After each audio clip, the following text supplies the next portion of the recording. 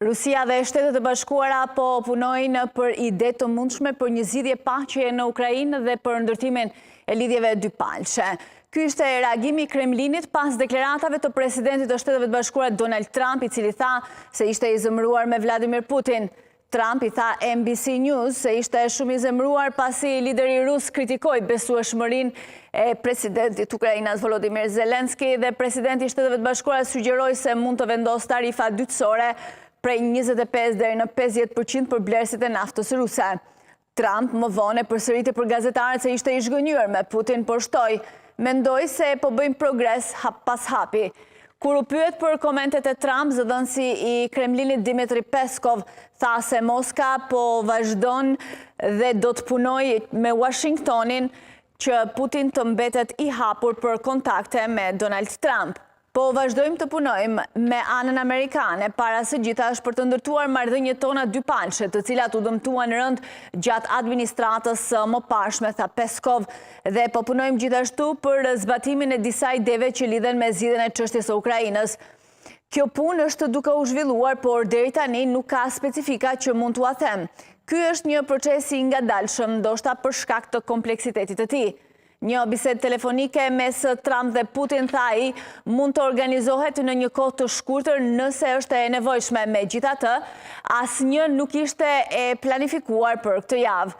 Trump, i cili thotë se dëshiron të kujtohet si një ndërmjetës i paqes, ka thënë shpesh se dëshiron që konflikti 3 vjeçar në Ukrainë të përfundojë dhe ka paralajmëruar për rreziqe që mund të shtohen me një luftë të mundshme botërore mes Shteteve të Bashkuara dhe Rusisë. Ai e përsëriti të hënën duke folur me gazetarët në shtëpinë e Bardhë se do të vendosë tarifa dytësore nëse Putin nuk bashkëpunon.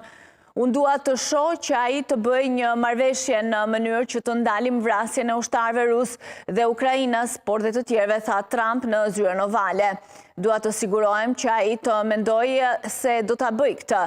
Presidenti i Finlandës, Alexander Stubb, tha të dielën se kishte thënë zotit Trump gjatë një takimi në Florida se duhet të vendoset një afat kohor për të arritur një armëpushim në Ukrainë që të bëhet realitet. Kam dalë me përshtypjen se padyshim ai ishte i vetmi person që mund të ndërmjetësojë një paqe, një armëpushim, sepse ai është i vetmi që Putin ka frikë dhe në atë kuptim e respekton, tha Stubb. Për Sky News dhe një intervistë të hënën, ne po flisnim shumë për armëpushimin, frustrimet që ai kishte që Rusia nuk po angazhohej në të. Që kur mori detyrën në janar, Trump ka ndryshuar qëndrimin e Shteteve të Bashkuara ndaj Rusisë, duke u bërë më bashkëpunues, gjë që ka lënë aleatët perëndimor të pasigurt, ndërkohë që ai po përpiqet të ndërmjetësojë për ta përfunduar luftën. Komentet e tij për Putin të dielën reflektojnë frustrimin në rritje për mungesën e lëvizjes për një armëpushim. Nëse Rusia dhe unë nuk mund të arrijmë një marrëveshje për të ndaluar derdhjen e gjakut në Ukrainë, edhe nëse mendoj se është faji Rusisë, do të vendosë tarifa dytësore për naftën, për të gjithë naftën që del nga Rusia, tha Trump për NBC. Kjo do të thotë se nëse blini naftë nga Rusia, nuk mund të bëni biznes në Shtetet e Bashkuara, tha Trump.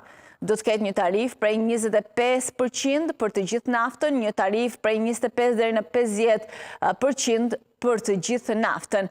Çmimet e naftës ndryshuan pak të hënën, ndërsa tregjet po përpiqeshin të kuptonin se si do dukej kërcënimi Trump për tarifa të dytësore kundër eksportit të dytë më të madh të naftës në botë.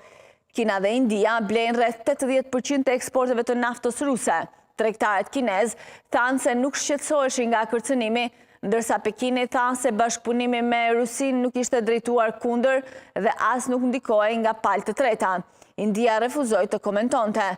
Në mes të përpjekjeve të Trump për të përfunduar luftën në Ukrainë, bashkëpunimi në minerale është hedhur nga të dyja palët, Kievi dhe Moska. Megjithatë, Trump tha të dielën se Zelensky dëshironte të tërhiqej nga një marrëveshje e propozuar. Rusia dhe Shtetet e Bashkuara kanë filluar bisedimet për projektet të përbashkëta në metale të rralla dhe projekte të tjera në Rusi dhe disa kompani tashmë kanë shprehur interes, tha i dërguari i investimeve të Putin ditën e hënë. Nuk ka ende detaje, por interesi është i dukshëm, interesi është reciprok sepse po flasim për projekte të dobishme për të dyja palët, tha Dmitry Peskov, zëdhënësi i Kremlinit për gazetarët.